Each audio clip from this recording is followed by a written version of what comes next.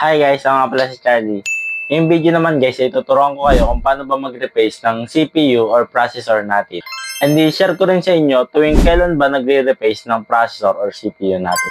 Pero bago ang lahat, kung di ka pa nakapag-subscribe sa channel kayo, mag-subscribe ka na. And paki-like na rin itong video. So tara, simulan natin.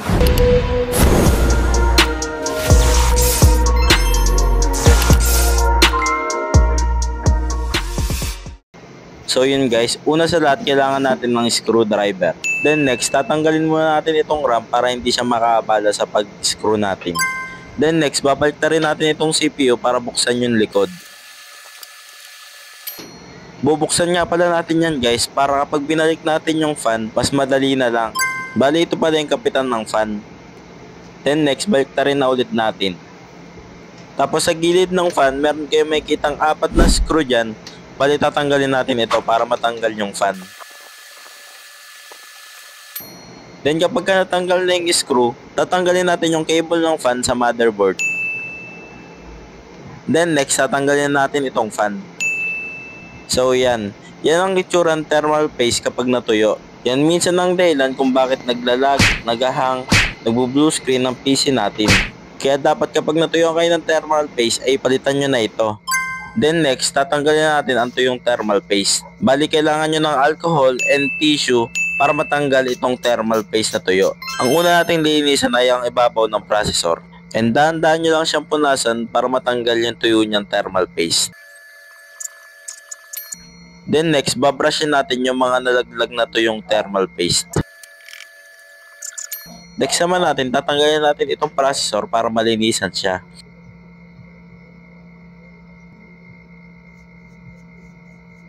Siyempre, brushan nyo rin yung pinaglagyan niya. Ginawa ko dito, pinatayo ko siya para malaglag pa yung mga dumi. Take note guys, meron palang palatandaan itong processor natin na kulay dilaw sa gilid. Bali, tutugma lang natin ito sa markings ng motherboard. Tingnan nyo na maigi guys kasi pag nagkamali kayo, mababali yung pin ng processor ninyo. Then tatanggalin din natin ang tuyong thermal paste sa fan. Then brushin din natin. Ang next na gagawin naman natin ay magdidikit na tayo ng thermal paste. Bali yung brand pala ang gamit ko na thermal paste. Mura ko lang ito nabili guys sa halagang 200. Sa Shopee meron ito. Maghanap na lang kayo ng legit na store. Sa pagkakaalam ko 10 piso na ang magagamitan nyo nito.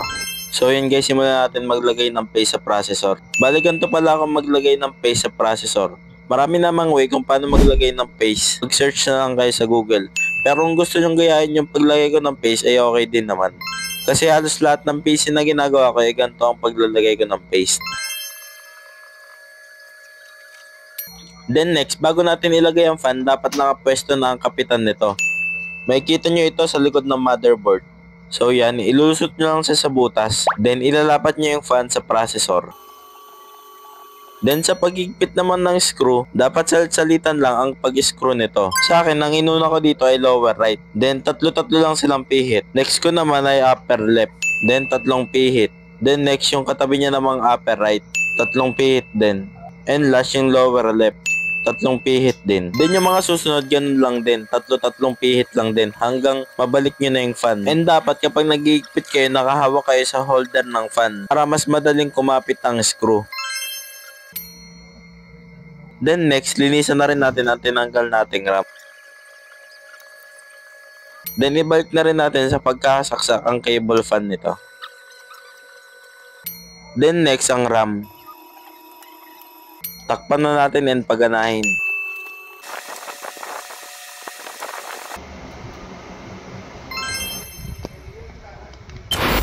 So yun guys, ganun lang kadali ang mag-replace ng CPU or processor natin. Sa tanong naman na tuwing kailan ba kailangan mag-replace ng processor or CPU, ang tamang sagot yan ay 1 to 2 years. Pero base naman sa experience ko and recommendation ko sa inyo, nakadepende ito na kapag napapansin ninyo na medyo bumabagal na ang PC ninyo or naglalag na ito, ay suggest na mag-replace na kayo. Dahil once na matuyuan kayo ng thermal paste ay mag-overheat na ang CPU ninyo. Dahil hindi na napapalamig ng fan ninyo ang processor ninyo. At ang dulot ng pag-overheat ng mga CPU natin, minsan naglalag na yung PC natin, nagahang, sobrang bagal, or minsan nagbo-blue screen. I suggest kung ganito na na-experience ng PC ninyo at sobrang tagal lang hindi na-replace ng processor ninyo, ay mas maganda na magpalit na kayo ng thermal paste. Mura lang naman ito sa Shopee. Sa pagkakaalam ko, nasa 200 lang ito. And aabot na sa 10 PC ang mapapalitan ninyo. Pero take note guys, hindi lang ito ang reason ng pagiging mabagal ng PC natin. Marami pang reason. Siguro kung magkaka-time ako, o kung gusto nyong gumawa ko ng mga dahilan kung bakit mabagal ang PC natin, ay mag-comment na lang kayo sa ibaba. Disclaimer lang guys, hindi naman ako expert sa pag-repair ng PC. Gusto ko lang i-share sa inyo yung mga nalaman ko and experience ko sa pag-repair ng PC para makatulong na rin ako sa inyo. Yun lang guys, magtiwala lang kayo sa sarili ninyo.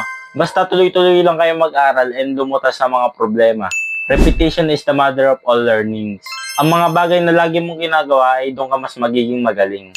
And huwag kayong matakot na sumubok ng mga bago sa inyo ay mga hindi nyo pa nagagawa. Tandaan nyo guys, mas kabahan kayo kapag ka nadadalian kayo sa mga ginagawa ninyo. Kasi kapag ka nadadalian kayo, ibig sabihin yan na yung dati nyong nakasanayan. So yun guys, sana may natutunan kayo sa video ko ngayon. Kung hindi ka pa nakakapag-subscribe sa channel, kaya mag-subscribe ka na. And paki-like na rin itong video kung nagustuhan ninyo. Yun lang guys, hanggang sa muli. Bye-bye!